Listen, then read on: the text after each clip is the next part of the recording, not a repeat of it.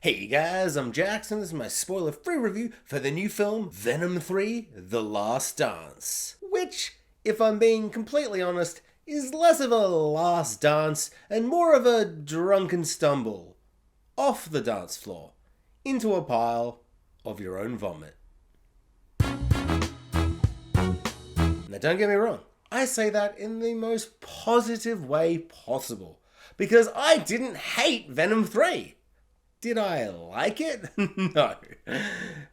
No. But I will give credit where credit is due. Venom 3 came out at the perfect time. Because we are 1 week from Halloween. 1 week away from the spookiest time of the year. And so Venom 3 has truly come at the most opportune time. Because, if we're being honest, is there anything scarier in terms of horror on screen than Sony's Spider-Man-less Spider-Man villain cinematic universe? A truly horrifying cinematic achievement? I don't even know what you'd call it. I would call it scary as hell. Scary it's gotten this far. Scary we've had 3 Venom films. I am now talking about the conclusion to a Venom trilogy. That's weird to say out of my face and mouth. Venom trilogy. Spider-Man, where is he? Spider-Man who? Never heard of him. Actually, Venom has. He pointed to him. He's like, I know that guy. You know that time that at the end of Venom 2, Sony threw him into the Marvel Cinematic Universe and then went, Marvel, what are you going to do? He's there now. Multiverses. And then Marvel just picked him up and went, we just won't use him. And just hurled him back through another portal. And then in this movie, the portals changed and the portals were created because of Canal, I think? Or I misremember the post-credits and the other things of No Way Home and let there be a little bit of carnage over here. And I don't know. The movie started and I'm like, I don't think Venom 3 remembers Venom 1 and 2 or No Way Home. And then I went, or probably more accurately, I don't remember Venom 1 or Venom 2.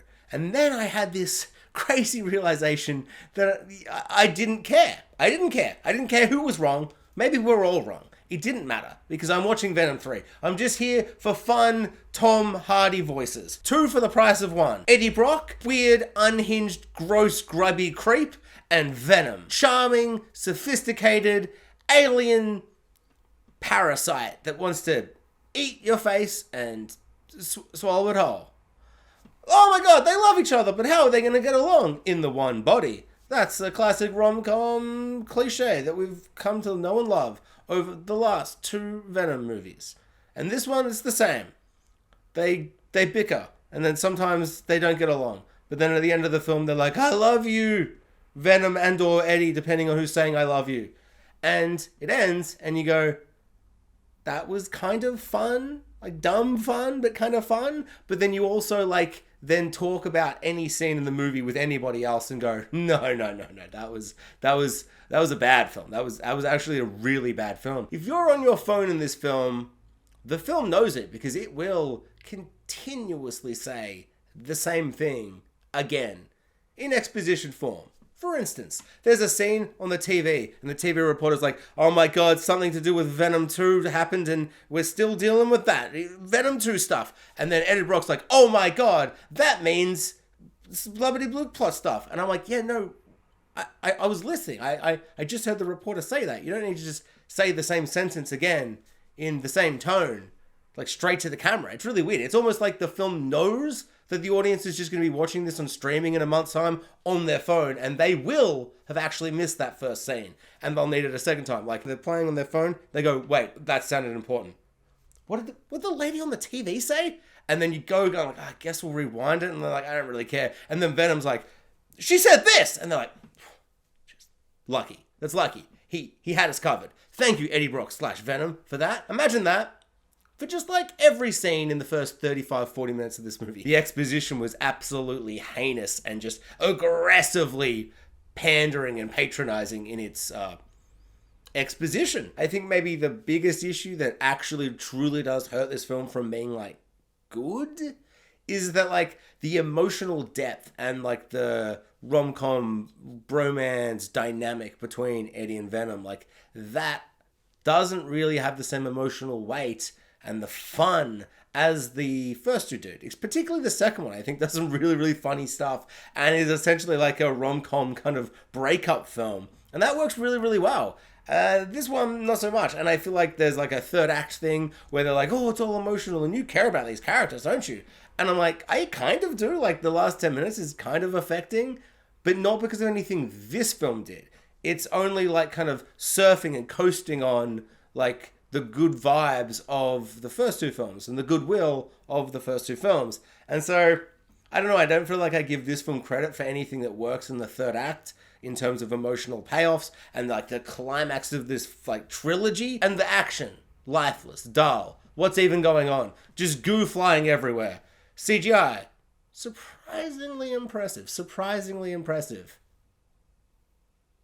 Tried to think of another thing. There isn't.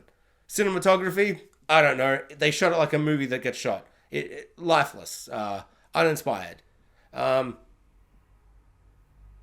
Characters from the other films. None of them are in it, except for that guy from This Is England, but he's barely in it. New characters. Hated all of them. But one of them is Lizard Man, and one of them is Mordo. Two classic, iconic C-listers from the Marvel Cinematic Universe, which I feel like was Marvel, like forcing Sony. Like Sony must have done some kind of deal, back alley deal, and so they owed Marvel something or something. Like they did something wrong and Marvel covered it up, and Marvel went, now, because we covered that up, you have to put in 2 MCU actors into your movie so that when a normal film goer watches this film, they go, isn't that Lizard Man? And then by the end of the movie, when it's not Lizard Man, they go, so that's not Lizard Man. I guess this isn't to do with Spider-Man then. And then they separate. Like, they try and... The symbiote goo is sticking the MCU and Sony together. But this, casting Lizard Man in both, but when one of them is not Lizard Man, they separate, like, the goos there. Imagine the goos, they separate it. Like Eddie and Venom being separated. They separate that for the common viewer, so they don't think Venom's a part of Spider-Man. So that the Spider-Man brand isn't ruined. Because this is a bad film. It's a bad film. It's absolutely terrible. I didn't mind it. 2.5 stars out of 5. It's a movie I saw and I didn't consider getting my phone out. Why? Because I was in the cinema and I just wouldn't do that. Did I do that for Megalopolis? You know I did. Maybe that should be the bar of all films now. I did not like Venom 3. Is it better than Megalopolis? Hell yeah.